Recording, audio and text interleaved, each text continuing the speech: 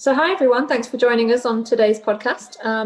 We have with us today Ella Baskerville. Ella's Business Development Manager for leading news site in the tourism industry at Blue Loop. Ella's got an interesting story. She graduated in 2015 with a degree in natural science, which I'm sure we'll delve into, and joined Blue Loop shortly after and has been with Blue Loop ever since, doing various roles, which we're also going to talk about. So yeah, without further ado, Carlton, would you like to intro Ella, say hi, and then let's do this or that? Yeah, no problem. Hello, Ella. How are you doing today? Hi, Carly. Hi, Carlton. How's it going? Yeah, good. Okay, before we dive into your questions, we do have a little game we're going to play with you called This or That. Very simple. You just give me what your favourite answer is. Absolutely. Easy peasy. Okay, your first question is dog or cat? Cat, definitely. Awesome. Netflix or YouTube? Netflix. Definitely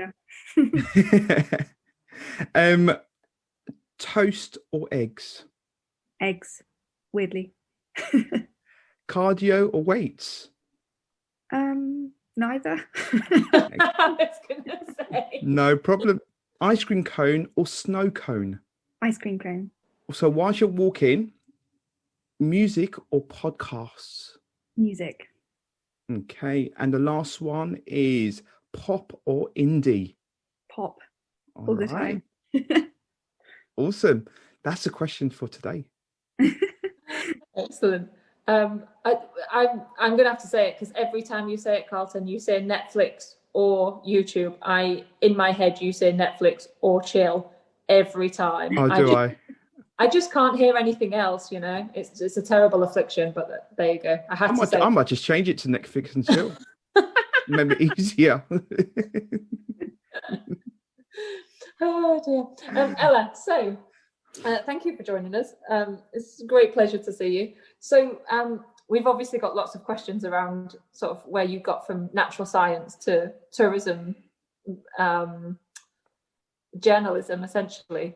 What does a normal day at work today look like for you? What do you do day to day? So very, very varied. Obviously, this year's a year like no other with the pandemic, but typically after kind of getting up, having a coffee, I'll look through emails, and it's a real mixture of looking after our clients at Blue Loop. So we work with a lot of companies and partners. It's just kind of checking in with them, seeing how they are. And then the other half of my role is pitching for new business. So I'll be doing sales meetings, lots and lots of Zoom meetings, and really kind of looking for new business for the company. So most days it's just sat at the desk. On a typical year, again, I'd travel a lot for work. So I was really lucky to be able to go to lots of trade shows all over the world. And on those kind of trips, it would be covering the shows. So kind of actually writing up the shows as content for the site. But it would also be networking with attendees, representing the company, and again, looking for new business. So really varied. And I'm very lucky that the job changes kind of every day as well. Yeah, it must be really strange this year. Yes. No EAS, no IAAPA, no RAPA, no whatever. What a crazy year. Missing the winter sunshine this November. Yeah, I hope you bought some vitamin D tablets. Yes, no, we actually did. Not joking, we did, because it's certainly feeling like a really long, kind of really dark winter this year. So I'm looking forward to next year when we can get back to traveling a bit more as well. Yeah, definitely missing my week of winter sun, has to be said. One day, everybody, one day. We'll be back there. We'll be back. Oh, that's great. So just kind of talking about your experience in general. What's been your most memorable day at work? If it's like Blue Loop or some other place that you've worked at, what does that look like? Sure, I actually have two answers for this. So the first one was last year when we did Blue Loop Live in London. So we do an in-person conference every year. Again, on a typical year. And we had some awesome people come along. We had a few hundred people in the audience, but great speakers. And one of them was a company called Bompus and Pa, and they do kind of food experiential experiences. And they came along and didn't really tell us what it would be. They were very vague. They said, we've got whiskey and ping pong balls and we're doing a kind of show. And so we didn't know what was coming. And then in the end, they did this big explosion with ping pong balls, and all the audience had like a thin sheen of whiskey on their face. And in the end, it had a big hole in the ceiling of the conference room that we were in. So I think the event manager wasn't best pleased with us, but it was a very memorable day in terms of our audience loved it. And yeah, that was kind of a moment where I thought, oh, wow, this is my job to not deal with this, but the aftermath of the hole in the ceiling from that. So that was fun. And then the other kind of day that's really memorable is I was lucky enough to be part of the IAAPA show in Asia when Shanghai Disneyland was opening. So they had this huge event as part of the event for IAAPA that was there literally the second day in operation. So it was so amazing to be there, be part of it all, and the energy and the buzz around that opening of that park. I mean, whether Disney will open another park in my lifetime, I don't know. It costs so much money. I doubt we'll see another one. So that was definitely a pinch me moment, thinking, oh my God, that's my job to be here on that day. So that was awesome. That's amazing. And so sort of rewinding back from there, and I think you probably did on the day and thought, how did I get from where I was to standing in Shanghai Disneyland on its second operating day? So you obviously did a degree in natural sciences. What did you think you were going to do with that? Did you know what you were going to, did you have a plan, and what happened?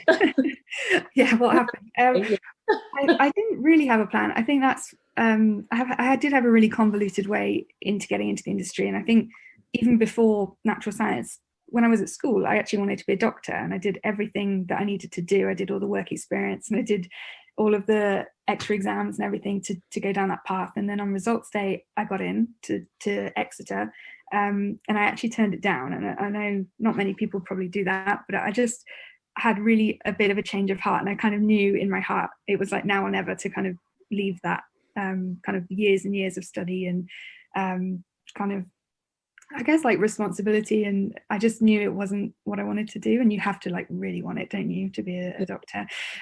So I ended up having a gap year, and I worked in Blackwell's bookshop in Oxford, and just kind of worked my way through. I went traveling, I had a great time, and in the end just thought, well, my favorite A-levels were biology, chemistry and maths.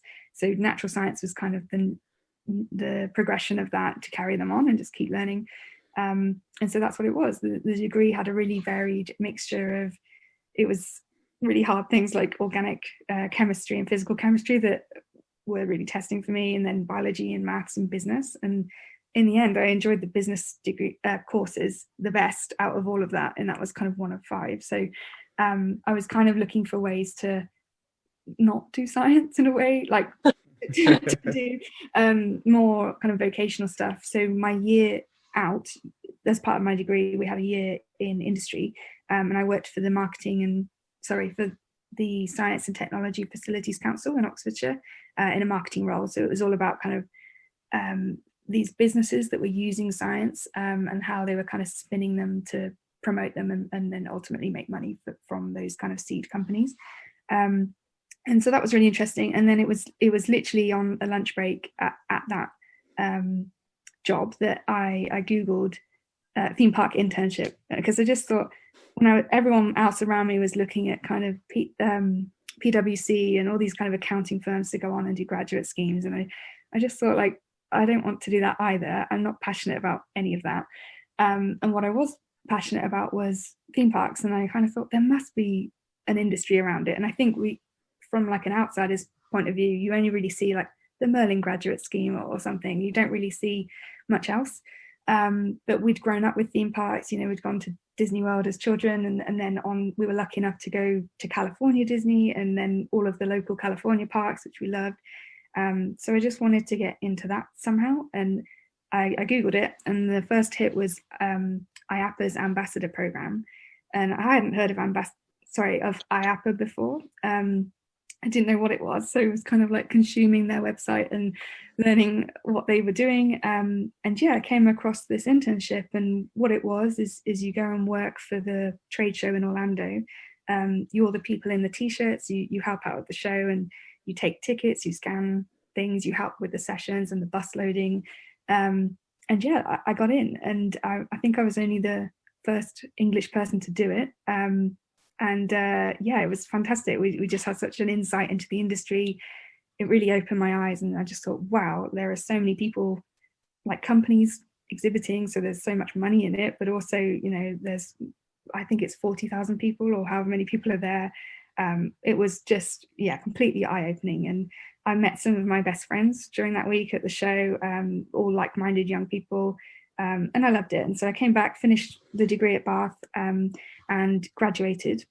And so I did apply to several kind of companies that I kind of knew of now in the industry. And then someone that I connected with on LinkedIn shared a Blue Loop article. And again, didn't know what Blue Loop was at the time. And came onto the site, again, consumed all the content, was just reading all of it all day long. And in the end, wrote an email to Charlie Reed, who runs Blue Loop, and Rachel, just kind of asking if there was any opportunities for internships and things. And we met, and eventually they gave me a job. So I was the first full-time member of staff for the company. They were much smaller back then. And it gave me this first kind of step in the industry. And the original role was to kind of do a bit of everything. It was the events, it was kind of social media. And over the 5 years, I've grown to do the business development. So now I look after all of our clients and really have kind of the, I guess, looking at new business type role rather than bits of everything. So yeah. That's so interesting. I love the idea. And I say this to people a lot, is that, you sort of get taught at school and at college and university and all the way through your life is like, you wait for there to be a job opening and then you apply for it. And actually, most of the jobs that I've got that I've really enjoyed in my life is where I've found a company and approached them and said, hi, I really like you. Yeah. You could give me a job. And, even if all you do is get a thanks but no thanks from them, you at least asked. And I think in most cases, like you did too, that you find that actually just going and meeting people that you sort of know straight away when you found your sort of spiritual working home, I think, in that situation. And it's so nice to think, oh, I've identified I want to work for that company or that person or whatever it might be, and then go and find it, because not all jobs are advertised. I think, a lot of stuff is just internal. Yeah, and the industry is so small as well. Like everyone is so friendly that it's if there's not a role immediately, you're connected. You can keep in touch, and it just shows that you're, a go-getter. If you want to go and literally reach out for what you want to do, I think it shows a lot about your character as well. I think it's a great thing to do. Yeah, you're absolutely right. I mean, just to throw out a little stat to what Carly was saying, I think 70% of jobs are not advertised. So with the approach that you've had to do of literally going out and network and get there, that is literally the approach that we have to do if you want to kind of work in the tourist attraction industry. So just literally get out there, contact the companies that you think that matches your vision, your values, and just learn about them. And you just never know. And with your explanation of your story, you sent an email to Charlie and Rachel, and bang, you've got a job. And it wasn't even advertised. So there you go. Yeah, I mean, I remember an old job of mine, and I sort of pestered them routinely because I wanted a job, and eventually they sort of gave me one, quite not reluctantly, but I think they were like, we were expecting you. Thanks for coming. And they said to me that we don't have a job, but we sort of need. They were a very small company too, but we sort of need somebody, but we don't know what. And I was like, do you know what? I just want to work for you. And actually, I don't really mind what I do. Yeah. And like I said, that's where you learn really your trade. Is that you just have to sort of be open-minded about it and think, I don't mind if some days I just make the tea because I'm still learning. I'm still sort of soaking it all in and building my understanding. Doesn't matter if the job's not the dream job that you had in your head. You just need to get involved. I also think that having that kind of intro job where you do kind of lots of different things, or it might not be what you had that vision, but it often surprises you. I mean, I never thought I would be in sales. I'm not kind of that kind of salesperson where it's like a hard sell and it's really kind of competitive. not all sales is like that. So yeah, it completely wasn't what I was expecting. But when I did the first initial job where it was kind of looking at different bits and pieces, that's where I excelled. And so it kind of shaped it through the experience. And I wouldn't have ever known that if I hadn't have given it a shot and tried it as well. Excellent. And so in terms of if you were to pass that sort of knowledge on to your younger self or to someone else coming up in the industry, what do you think would be your top tips for sort of self-development and those progressions that you've made? I think tip one, like we were saying, is kind of, if you want something, go for it. Like don't kind of think, oh, I need to wait for the right channels. It's all about reaching out and obviously doing it in a sensitive and polite way, but it's about making those connections, and people are friendly and accepting, and especially during these times that they're, you know, they want to make those connections, and they might have more time on the computer to be at home and get back to you. It's probably a great time to make those connections than ever before. So that's kind of one thing I'd say. I'd say also about being a yes man or woman, kind of saying yes to things, even if it's not something, again, that you think would be what you had envisaged. It's kind of like a say yes. It shows willing. It also shows that you can go that extra mile and build those mosaic of skills that you might not even need, again, immediately, but 10 years later, that might be a skill set that you might need to tap into at some point as well. So it's just all about kind of building that portfolio behind you. And also to kind of set aside time for learning and yourself. So I think it's really easy to get like swept up in stuff, and that's the first thing that will be chopped is kind of that learning, and things like LinkedIn courses. I know right now there's loads of free courses available on LinkedIn. They're a partner of Blue Loop's Microsoft. One of their news releases was literally they're teaching 25 million people new skills on LinkedIn. It's all free at the moment. So there's loads of stuff like that have actual certifications and stuff that people can do right now. But it's the kind of thing that if you don't block out time in your calendar, you just won't do. So I think that's what I would say is kind of plan to learn as well as you go through. Yeah, and I think that's a great tip generally for sort of life, is that you do have to make time for stuff. Yeah. You do sort of have to block time out in your day to think, okay, you know, this is the time that I don't know, I go for a run, or this is the time that I sit and spend, you know, this is the time that I'm going to allow myself to just sit and do nothing. Yeah, and I'm pretty bad for that actually. Working from home, it is really hard to stop over lunchtime and actually, no, I need to get out the house and have a walk or whatever.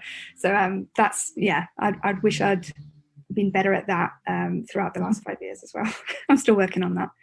Yeah, I mean, something that I do, I kind of use my schedule as, I've like turned it into school. So I've got like blocks of stuff in my calendar, and like period 1, I do this, period 2, I do this, and then I've got lunch, and then so that really helps me trying to get things under control, because I know if I don't have that, it won't be under control at all.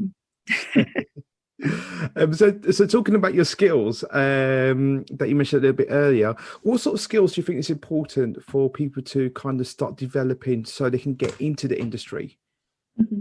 I think kind of general skills like the ability to be flexible. So I think that's what a lot of roles will be, are these kind of mishmash of several types of roles. It might be marketing and sales, or it might be like several different hats basically. So I think the ability to be flexible is going to be absolutely imperative for any job role. Things like to be innovative, you know, they want young people to look at different technologies and kind of find different solutions. So if you can kind of think out the box slightly, I think that will be really useful for future skill sets. But kind of practically in terms of roles that I think are kind of the most sought after, I think the area of analytics, big data, how attractions are kind of using that data, I think that's a huge area of growth that we're going to see over the next few years. So I imagine there'll be lots of roles coming up in that area. But of course, just being comfortable with customers as well. I mean, the whole industry is customer facing, and we're here to give guests a great time. So that's probably the most important skill set, is engaging with them easily and clearly, and giving them a great experience as well. Yeah, some great skills. Thank you so much for sharing that. Yeah, I just want to say as well, I think when we talk customer service, which, we talk about customer service in our industry all the time, is that we forget that actually our customers aren't just the people paying to come through your door. And I think that's really important. Like you said, that actually your service skills that you learn, maybe in jobs where you are working a till or you're, being on an information desk or whatever it might be, is that you're building skills that actually you'll need forever. Yeah. And not just with people, like say, paying you for a service or paying you for a good. Actually, everyone's your customer nowadays, especially. We're so service driven. And I think learning those skills from like my time at the bookshop, I'm still quite early entry into the industry, really. Like I did a different degree, but I still kind of came in and I've stayed in from the last 5 years. But I know so many people that have come in like VP areas or even like managers from other sectors kind of horizontally in.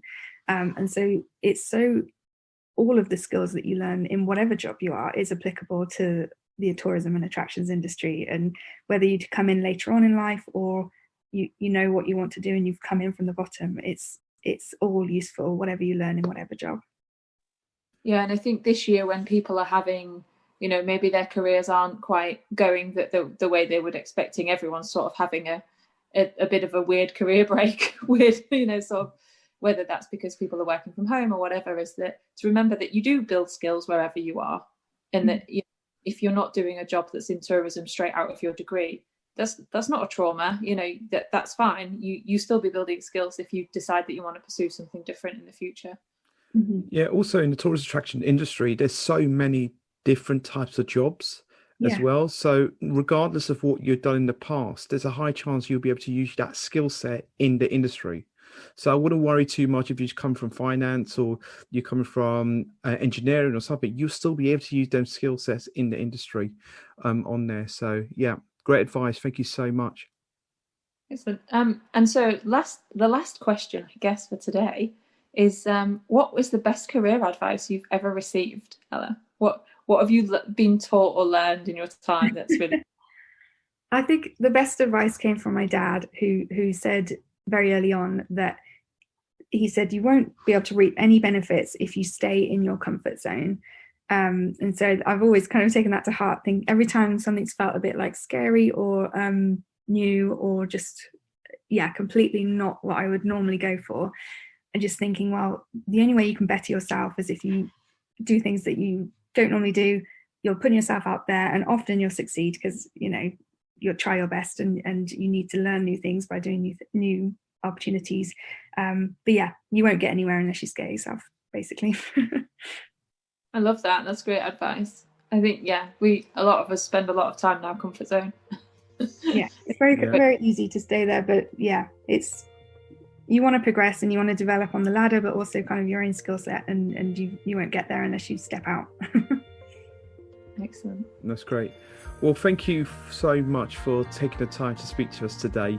It's been an absolute pleasure. Love the information you shared with us and for our listeners as well. So thank you so much. Before you go, where can we find you online?